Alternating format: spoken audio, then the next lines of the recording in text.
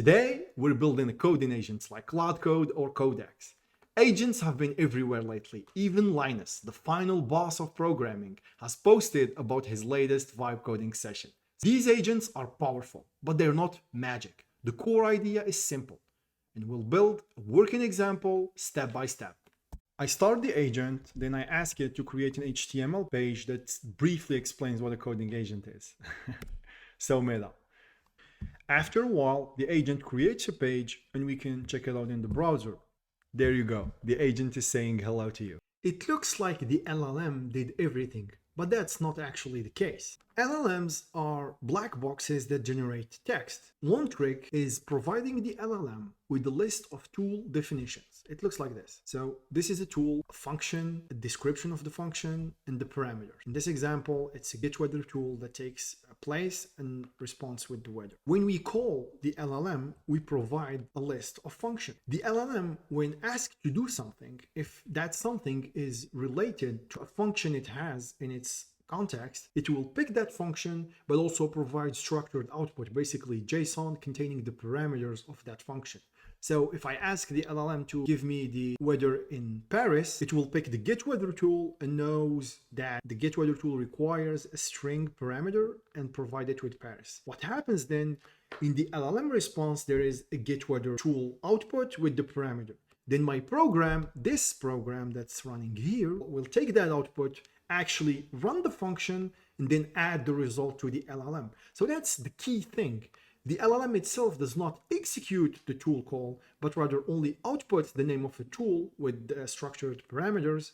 The program that's calling the LLM will execute that tool and add the result to the context. What if instead of calling the getWeather tool, we had a tool that's capable of editing files, a tool that's capable of reading files, and a tool that's capable of listing files or running bash commands? LLM, by default, it has been trained on a lot of code. It can modify a function.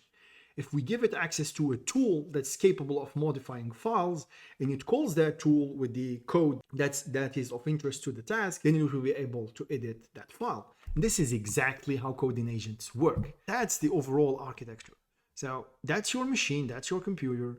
It has a coding agent program, and that's simply a loop that runs and sends requests to the LLM, gets a response, executes the tool within the LLM response, adds the result of the tools to the context, and calls the LLM again. We have within our coding agent access to functions or tools such as list files, read files, edit files, run bash command, run web search, and coding agents keep getting more capabilities. MCP servers are simply tools that execute functions on remote servers. So that's MCP, allowing the LLM to execute functions that it can discover through the MCP protocol and runs on some remote server.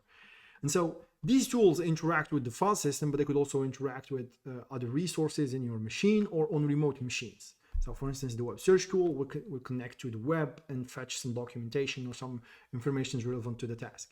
So the way this works is that you, the developer, ask the LLM to create a file, so create me an HTML page or a Python script. This request is sent to the LLM API, and within that request, we have the list of tools. Same as we did here. When we create the LLM request, we add the list of tool definitions, which look like this. So the function, the description of what the function does, the parameters, and based on the description, the LLM knows when to use and how to use this function. We send the request to the LLM, we get the response, and if within the response we have a tool called to the read tool or the edit tool, this is executed by our coding agent loop or our program, and the result is added to the context of the LLM. So if there is an error, the file doesn't exist, that error is added to the context, and the LLM knows that something is wrong, that will change the path. If the result is successful, then says, okay, I was able to edit the file, let me answer the user and tell them that the request has been completed, and if they need something else, just let me know. Let's actually look at the code. So all the agent is this infinite loop that runs in this function called the agent loop. I like to call this function the $1 trillion loop. And as you can see in the main function of our script, we only call this. So this is a while true. We have the system prompt, and we can check that out. So we're simply telling the LLM that you are a coding assistant whose goal is to help us solve coding tasks. You have access to tools, and we'll provide the list of tools. Use these tools we needed to help with coding tasks. So that's it. We ask the user for their input. So in my previous demo, I simply said, create an HTML file for me or anything that's coding related. We add the user input to the conversation, and then we perform an LLM completion. That's basically us calling the LLM API. We look at this, there's nothing to it. We simply have the conversation, which is the list of messages that the LLM generated and then the user generated. I'm using Light LLM, which is a provider agnostic LLM library, so you could use it with multiple providers, providing the model, the API key, the messages, that's the conversation basically, and most importantly, the tools. So the tools, as we said, are defined here. We have a read tool to get the full contents of a file. We describe it with its argument. We have a list files tool that lists the file within a directory. And finally, we have an edit file tool. When you want to edit a file, you provide the old string and the new string you want to replace it with. It's basically a replace function. If the old string is empty, we want to create or overwrite an existing file. If it's not, we simply replace the old string with a new string.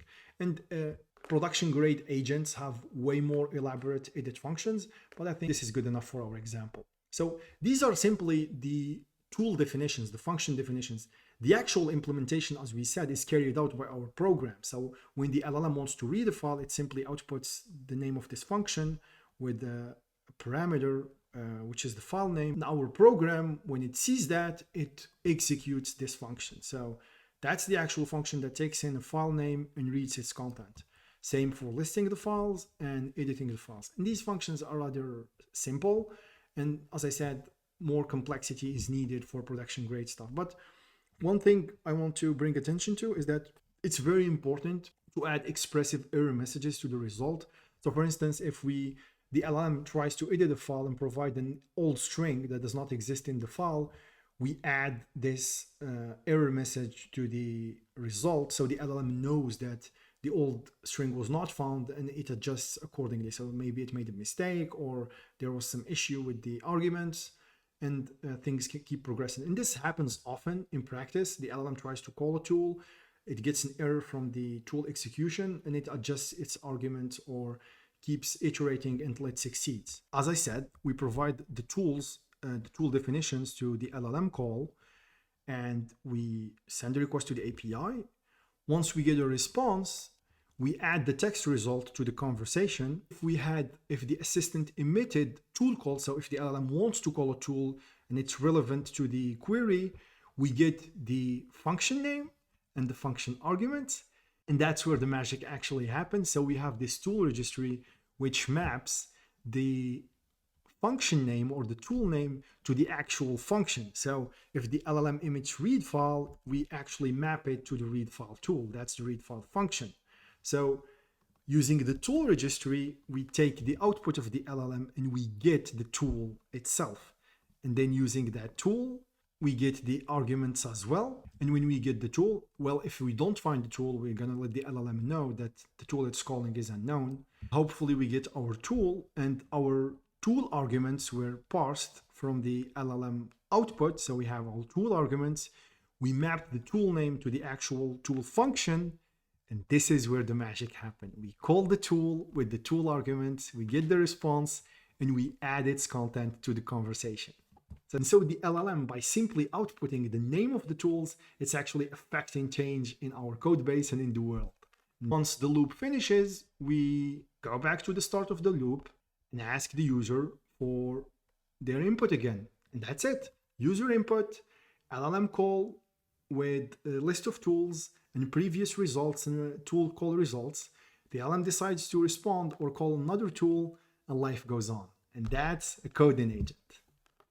Let's not oversimplify things. What we just explained is the simplest possible case. In an actual production grade agent, you need better error handling, you might need LSP, you need support for multiple sessions, for search. The tools are very elaborate, so there is a lot to it. But the core idea is, as we described, giving the LLM access to tools that run on your local environment and interact with your files and resources.